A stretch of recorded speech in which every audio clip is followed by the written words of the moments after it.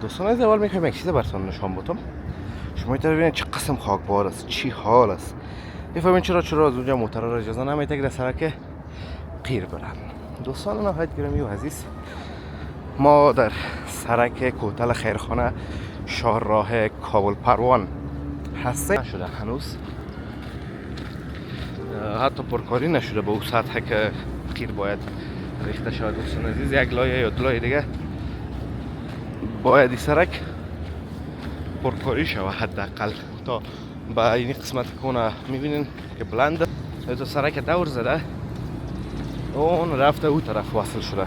هنوز ما سرش کار میکنه، انجینر هستن دیگه. این طرف ما جر نداریم دوستان عزیز، پارک آزادی ده وسط میایه و جر به اون طرف میره. مناسبت ریزی هم است از کوتورم که میبینین دیگه. و مخاطر دوستان این قسمت قیر نشده، اون تا اون قسمت که موترا میره، اون قسمت به پایین تا سلام و درود نثار شما خوبان و عزیزان. انشالله که خوب و صحتمند و سرحال باشین و زندگیتان هم به خوبی و خوشی سپری شود. دوستان از اول میخوایم یک چیز براتون نشان بدم. شما میتونید ببینید چه قسم خاکبار است، چی حال است.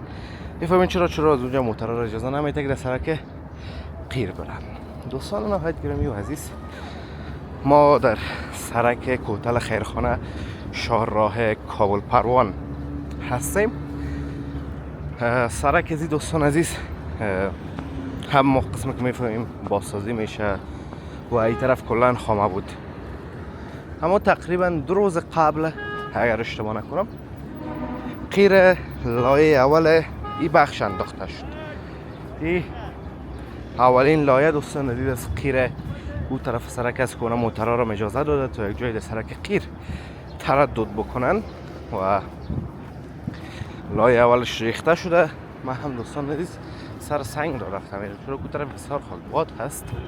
این طرف هم دوستان عزیز نگفتن اما نشانتان بدم جر هست، امو جر که بین کوتل خیرخانه دیگه امتداد داره و آب از این میره به این شکل ساخته شده. این طرف این قدر سنگکاری کردن دوستان عزیز. از اون طرف هم یک ذره جر کوتاه شده، از این طرف هم تقریبا تا این قسمت ها را دوستان عزیز جر بود که سنگکاری کردن، پرش کردن و این قسم در تصویر میبینید دوستان عزیز. حالا به این شکل شده دیگه.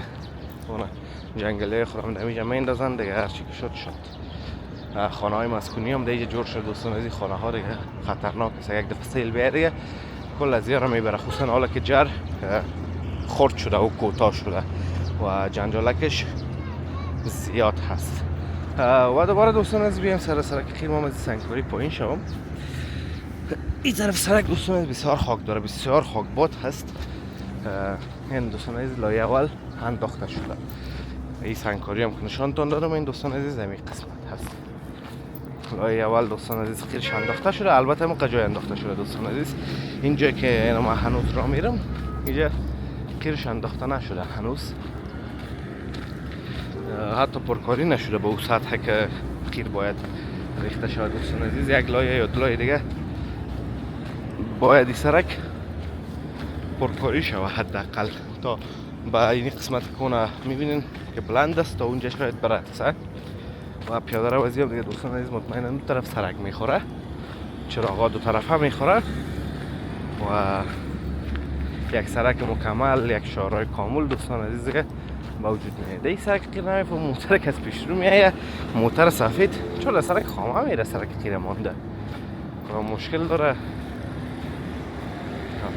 این دیگه سرک مختار مانده در سرک قیر میره. خاکبار ببینیم از پیش سرش فقط دوستان انشاءالله بس فرمه دوستان. چرا یک کارا میکنن سرک قیر مانده سرک خامه میده. اگه این طرف بگویم استاد میکنم نمیکنه اون رفت. بسیار جالب است. این هم دوستان عزیز خانه هایی هست که در سر کوتل در کوه ها ساخته شده و قسمی که بیننده هستین کوه هم کنده شد بسیار جایش دوستان عزیز. تقریبا همین طرف همون طرف دوستان عزیز که او سرک در کارش تکمیل شد خلاص شد، کوه هم چپه شده و خراب شده به خاطر باسای سرک. یعنی سرک باید کلان میشد دوستان عزیز. کم از کوه زدن و کمی طرف هم از جر تا که سرک بزرگ بسازن. سرک سابقیش دوستان عزیز سرک پال تیر انداخته شده، فقط اون یک قسمت از او هم کرده کوچکتر بود، اما حالا اون دیگه تقریبا این قدر سرک میشه که ببینیم چه وقت بخیر کار ازی خلاص میشه. سال دیگه نهایتا دوستان عزیز کار زیادش نمونده، سال شاید خلاص شه و جوهایش تکمیل است، فقط خود سرک مونده. سنگکاری جر تکمیل است. یک جای دوستان عزیز نزدیک شفاخانه کمالم سنگکاری کم مونده، چون اون طرف جر باید تو سرک یک دور بزنه، اون جر از بین میره دوستان عزیز. جر که در بین سرک است یک دور میزنه، یک گلوی رقم و یک جای میگیره و به او خاطر یک ذره کار از اونجا مشکل بود، سنگین بود، جنجالدار بود تا او رو خلاص کردن. این طرف هم تانگ تیلا دوستان عزیز خاک گرفتن و اما تا چی میگن دیگه مزدور هستن، بند هستن. تانگ تیل یک ستاره از اون مسابقه ترین تانگ تیل های کوتل خیرخانه دوستان عزیز با شمار میره.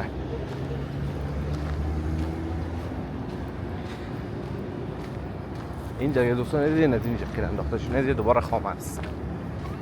هدیه دوباره خام است دوستان عزیز. البته جر باز اینجا دوستان عزیز خلاص میشه. جر پشت تانگ تیل یک ستاره که میره، از پشت تانگ تیل یک ستاره باز دوباره خلاص میشه. اینجا باز یک بولایی دیگه میگیره میره اون طرف سرک جر، اون طرف سرک میره. به اون خاطر اینجا یک ذره دوستان عزیز کار داشت، پرکاری به اون خاطر نشده، اخیراً اندازشم دیگه به اون خاطر مونده. حدوداً 100 متر یا زیادتر جای هست که هنوز دوستان عزیز این جر دوستان عزیز ببینین این نزدیک قسمت تو سرک دور زده، اون رفته اون طرف وصل شده، هنوز ما سرش کار میکنه، انجینرها هستن دیگه. این طرف ما جر نداریم دوستان عزیز، پارک آزادی ده وسط میایه و جر به اون طرف میره. مناسبت ریزی هم هست اسکاوتورم که میبینین دیگه. و خاطر دوستان این قسمت خیر نشده، اون تا اون قسمت یک موترا میره، اون قسمت به پایین تا سرای شمالی ده باز دوباره یک لایه قیراندازی شده. همین دوستان عزیز سر جر کار کرده میرن، اگر نه وقتم خلاص هست.